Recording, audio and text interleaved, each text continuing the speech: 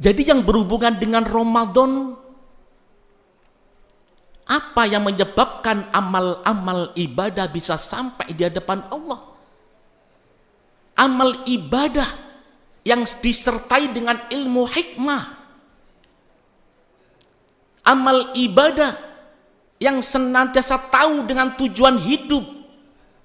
Kalau sudah timbul dalam ilmu hikmah manusia, maka manusia itu tahu dengan tujuan hidup.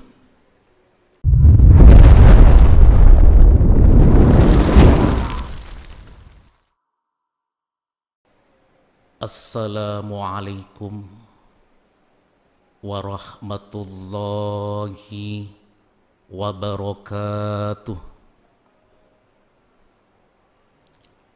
Bismillahirrahmanirrahim. Alhamdulillahilladzi huwal ahad,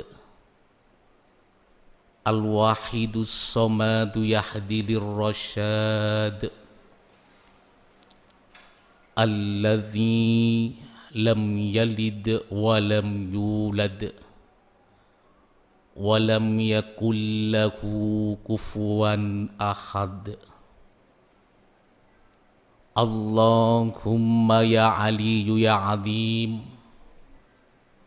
salli ala sayyidina Muhammadin dil qadril azim wa ala alihi wa sahbihi wa barik wa sallim wahdina wahbina syiratal mustaqim.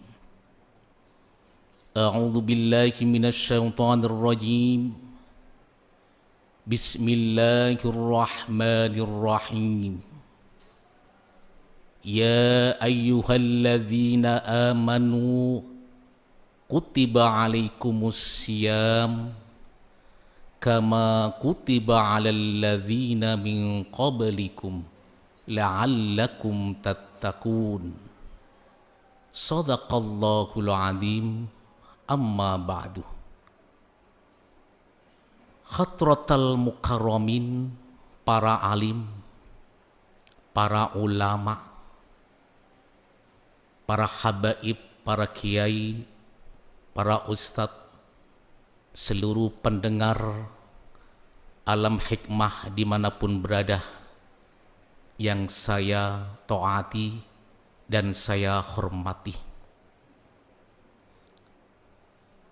Dengan kesempatan di bulan Ramadan ini, marilah kita berbondong-bondong untuk bersungguh-sungguh ibadah di hadapan Allah Subhanahu wa Ta'ala,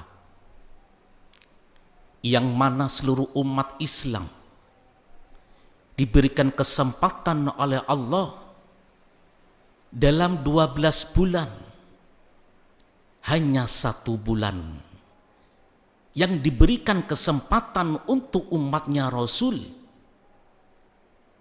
yaitu bulan Ramadan. Banyak saudara-saudara kita yang senantiasa menginginkan bisa melaksanakan puasa Ramadan, tetapi saudara kita bisa nyampe di bulan Sa'ban, setelah itu diambil oleh Allah Subhanahu wa Ta'ala. Dan kita sekarang ini hadirin patut bersyukur di hadapan Allah Subhanahu wa Ta'ala, yang mana kita diberikan kesempatan di bulan yang mulia. Bulan itu dipenuhi dengan rahmatnya Allah, dipenuhi dengan maghfirahnya Allah, dipenuhi dengan itqum minan narnya Allah, terbebas dari api neraka. Dan ujungnya nanti kita dapat mendapatkan gelar Idul Fitri, kembali kesucian kayaumin waladathu ummuh. Seperti anak yang baru lahir, jabang bayi yang baru lahir dari kandungan seorang ibu, suci, bersih, tanpa noda dosa. Hadirin hadirat pendengar alam hikmah dimanapun berada, Kita di bulan Ramadan ini berusaha untuk mencapai fitrah di hadapan Allah Subhanahu wa Ta'ala. Kita di bulan Ramadan berbondong-bondong untuk mencari ilmu di dalam masjid, di dalam majelis ta'lim. Kita mendengarkan di dalam televisi, media layar, teknologi yang canggih sekarang melalui HP sudah bisa kita mengaji, menuntut ilmu. Hadirin, ilmu yang apa yang bisa mencapaikan kita amal-amal ibadah sampai di hadapan Allah? Padahal seluruh amal ibadah itu pastinya bisa sampai di hadapan Allah. Tapi pandangan Allah masih belum. Walaupun amal-amal ibadah manusia banyak sekali, tetapi bagi Allah ada yang ditolak oleh Allah Subhanahu wa Ta'ala, juga ada yang diterima oleh Allah Subhanahu wa Ta'ala. Kenapa hadirin? Karena seluruhnya itu pondasinya adalah ilmu. Ilmu inilah yang bisa mengantarkan seluruh amalia-amalia, amal-amal ibadah manusia di hadapan Allah Subhanahu wa Ta'ala. Tanpa ilmu manusia akan bodoh. Tanpa ilmu manusia tidak akan berkembang dalam teknologi yang canggih ini. Petani pun butuh ilmu, yaitu ilmu pertanian. Teknologi canggih juga butuh ilmu, IT. Dan ilmu untuk mengantarkan amal-amal ibadah di hadapan Allah Subhanahu wa Ta'ala pastinya butuh ilmu. Ilmu inilah yang dinamakan ilmu hikmah. Karena kita banyak menuntut ilmu dari bermacam-macam para ulama. Setiap hari kita menuntut ilmu melalui media-media televisi, melalui teknologi yang canggih, internet, YouTube. Tetapi ilmu itu apakah bisa mendapatkan hikmah di dalam jiwa kita atau sebaliknya? Karena Allah memberikan ilmu kepada manusia ditempatkan ada dua tempat. Yang pertama ilmu dari akal dan pikiran. Ilmu dari awal ditakab dengan akal dan pikiran. Setelah itu kalau kita mencapai ilmu hikmah, dari akal dan pikiran akan turun ke hati. Inilah yang dinamakan ilmu hikmah. Kalau ilmu-ilmu bermacam-macam ilmu sudah ditangkap di dalam jiwa, maka ilmu itu tergantung jiwanya, tergantung tempatnya. Saya ibaratkan botol aqua ini. Al ilmu nurun. Ilmu itu cahaya dari Allah yang suci. Ilmu itu saya ibaratkan air yang suci. Hadirin yang dimuliakan oleh Allah Subhanahu wa Ta'ala. Ini adalah botol aqua yang mana tempatnya ini ibaratkan hati, tempatnya ilmu. Karena ilmu adalah suci. Air saya ibaratkan ilmu. Bila mana ilmu itu ingin menjadi hikmah, tergantung tempatnya. Bila mana tempatnya air itu yang suci, dituangkan air itu kepada tempat yang kotor, maka air itu akan tercampur kotoran. Ini akan mengakibatkan tidak menjadikan ilmu hikmah, tetapi sebaliknya menjadikan fitnah. Dan bila mana minuman yang kotor itu, bila mana diminum, pasti akan berdampak bermacam-macam penyakit. Bila mana air itu suci dituangkan ke tempat yang bersih, hati yang bersih, maka air itu akan suci, tetap tidak akan berubah warna. Dan bila diminum akan menyehatkan. Sama dengan ilmu. Ilmu itu kalau dituangkan di dalam jiwa yang kotor, maka ilmu itu tidak akan manfaat. Dan bila dituangkan dengan hati yang bersih, maka ilmu itu akan manfaat. Jadi yang berhubungan dengan Ramadan,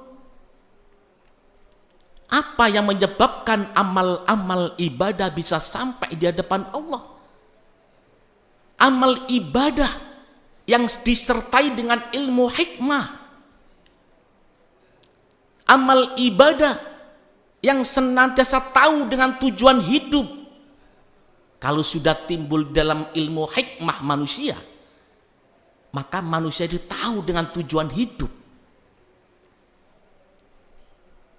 Walaupun kita bermacam-macam amal ibadah, berjuta-juta amal ibadah, tetapi kalau tidak tahu dengan tujuan hidup, tujuan amal ibadah itu, maka kita akan tersesat jalan.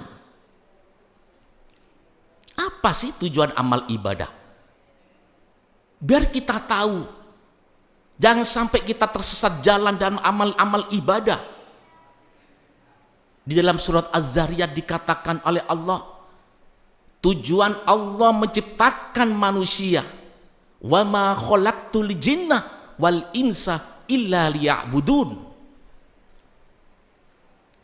Tujuannya cuma satu, mengabdi di hadapan Allah, menyembah di hadapan Allah Subhanahu wa ta'ala. Kalau sudah amal-amal ibadah itu disertai dengan ilmu yang suci, hati yang bersih, maka kita dibimbing oleh guru kamil mukamil. Bimbingan itu hanyalah lillah. Saya ibadah, hatinya sadar karena sudah bersih, tanpa penyakit-penyakit rohani, maka hatinya sadar. Puasa saya, zikir saya, sholawat saya, sholat tarawih saya, seluruhnya amal-amal ibadah hanya satu, saya tujukan hanya untuk Allah, lillahi rabbil alamin.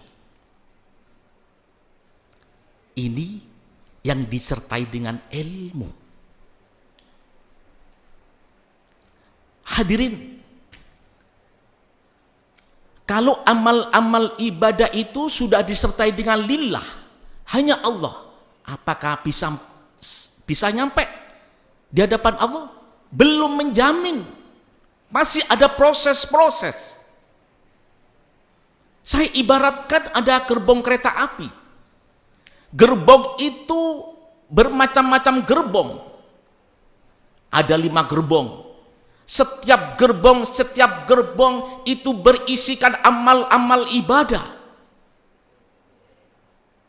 Dipenuhi dengan amal-amal ibadah. Tetapi kalau setiap gerbong itu dipenuhi dengan amal-amal ibadah, tidak ada lokomotif untuk mengantarkan amal ibadah itu, maka tidak akan sampai amal ibadah itu. Kita sudah mempunyai lokomotif lillahi ta'ala, amal ibadah hanya karena Allah Subhanahu wa ta'ala. tetapi masih belum menjamin amal-amal ibadah itu bisa nyampe di hadapan Allah, karena ada butuh proses. Apa proses itu yang bisa mencapai amal-amal ibadah di hadapan Allah? Lokomotif itu harus mempunyai mesin yang bisa menggerakkan lokomotif untuk mengantarkan amal-amal ibadah sampai pada tujuannya. Bila mana lokomotifnya, mesinnya rusak, walaupun amal ibadah segudang tidak akan bisa nyampe pada tujuannya. Apa mesinnya lokomotif itu? Adalah ikhlas. Allah merintahkan manusia, wa ma umiru illa liya'budullaha mukhlishina lahuddin. Wahai hamba-hambaku, tidak kuperintahkan engkau amal ibadah kecuali akan kuperintahkan engkau amal ibadah dengan ikhlas tanpa pamrih. Inilah kunci amal ibadah yang mempunyai lokomotif dengan mesin ikhlas, maka seluruhnya amal-amal ibadah itu akan sampai kepada tujuannya. Hadirin dimanapun berada, karena itu marilah kita sudah mempunyai ilmunya. Kalau ilmu kita tidak terapkan, maka kabura maqtan indallahi an taqulu ma la taf'alun. Ilmu itu akan menjerat kita. Allah akan senantiasa menghukum kepada hamba-hambanya bila mana mempunyai ilmu, ilmu itu tidak bisa diterapkan dalam amal-amal sehari-hari. Karena itu semoga dalam amal-amal ibadah khususnya di bulan Ramadan, marilah kita hijrah amal-amal ibadah kita hanya semata-mata lillahi ta'ala, hanya karena Allah subhanahu wa ta'ala, dengan ikhlas tanpa pamrih. Semoga bermanfaat bagi kita semuanya, dan bila mana kulutumnya sedikit ini ada salahnya atau kekurangannya, pribadi saya mohon maaf yang sebesar-besarnya. Ihdinas syiratal mustaqim, wabillahi taufiq wal hidayah, wa minar rasulillahi sallallahu alaihi wasallam asy-syafa'ah wa tarbiyah. Wassalamualaikum warahmatullahi wabarakatuh.